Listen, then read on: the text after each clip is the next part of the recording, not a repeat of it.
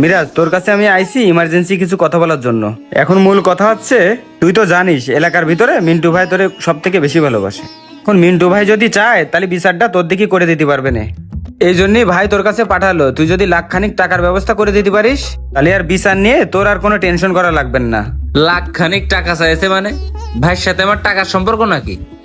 ভাই যদি চাই সে তো বিচারটা আমার এমনি করে দিতে পারে, সে তো আমার অনেক ভালোবাসে। আরে পাগল, আমার কথাটা শোন, টাকাটা তো আর মিন্টু ভাই চায়নি। তুই তো জানিস নে উপরের থেকে 1 লক্ষ টাকা চেয়েছে। ভাই সেটারে বলে কয়ে 50,000 টাকা করেছে।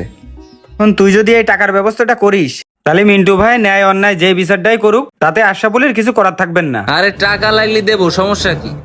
কিন্তু আমার ওই চাস্তো ভাইটা কিন্তু মেলা বেড়ে গেছে, ওর কাছে কিন্তু আমি মাথা নত করবো না। জমি যেভাবেই হোক আমারে কিন্তু নিয়ে দেওয়াই লাগবে। আর টাকার পরিমাণটা তো একটু বেশি হয়ে যাচ্ছে, ভাইরে একটু কয়ে বলে দেখিস কেন একটু কমানো যায় কিনা। আচ্ছা, ওই নিয়ে তোর টেনশন করা লাগবে না, তুই থাক, আমি দেখবানে, ঠিক আছে? আশাফুল, তুই যে এলাকার ভিতরে একটা ভালো ছেলে সেটা আমি ভালো করে জানি। তোদের যে জমিটা নিয়ে ঝামেলা হচ্ছে ওই জমিটাও যে তোর এটা আমি জানি।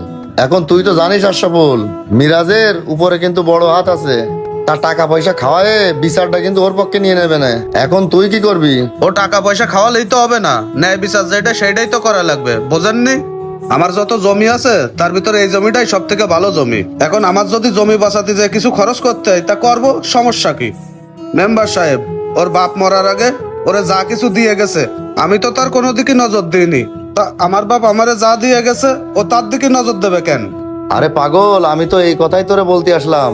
ও যখন টাকা পয়সা কিছু খরচ করতেছে তুইও কিছু টাকা পয়সা খরচ কর, বিচারটা তোর পক্ষে করে দিতে পারবা না। ঠিক আছে মেম্বার সাহেব, টাকা পয়সা খরচ করবানে। আর আপনারা যে বিচার সালিশ করলি আপনাকে একটু চা নাস্তা করাতে হয় সেটা তো আমি জানি। আর উপর মহলে যে টুকিটাকে একটু টাকা পয়সা দিতে হয় এইটাও তো আমি বুঝি।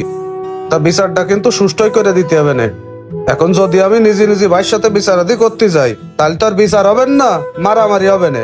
আর মারামারি কাটাকাটি তো ভালো জিনিস না। এখন নিজেদের ঝামেলা ঝঞ্ঝাট মিটাতে গেলে তো গ্রামে 2-5 জন টাকা লাগবে, তাই আপনাকে ডাকেছি।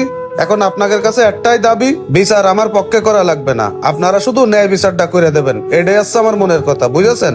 আরে পাগল, তোরে যেটা বলেছি তুই সেটার ব্যবস্থা কর, বাদ বাকি কি করতে হয় সেটা আমি দেখতেছি, ঠিক আছে? আচ্ছা ঠিক আছে মেম্বার সাহেব, তাইলে আমি গেলাম। আসসালামু আলাইকুম। ওয়ালাইকুম আসসালাম। এ কোন জ্বালায় পড়লাম, মিরাজ কি শুরু করলো? ও যদি টাকা পয়সা খরচ করে তাহলে তো আমার পয়সা থাকলে হবে না, আমারও তো একটা ব্যবস্থা করতে হবে। এই মিরাজের কাছে গেলি, তা মিরাজ কি বললো? মিরাজ তো টাকা দিতে রাজি। মিরাজ টাকা দিতে রাজি, এদিকে আশরাফুলও তো টাকা দিতে রাজি। শোনেন, মিরাজ টাকা বেশি দিতে যাচ্ছে, আমরা মিরাজের পক্ষটাই নিই। আরে পাগল, মিরাজের পক্ষ তো নেব, কিন্তু ওদিকে তো আশরাফুলও লিগাল রয়েছে।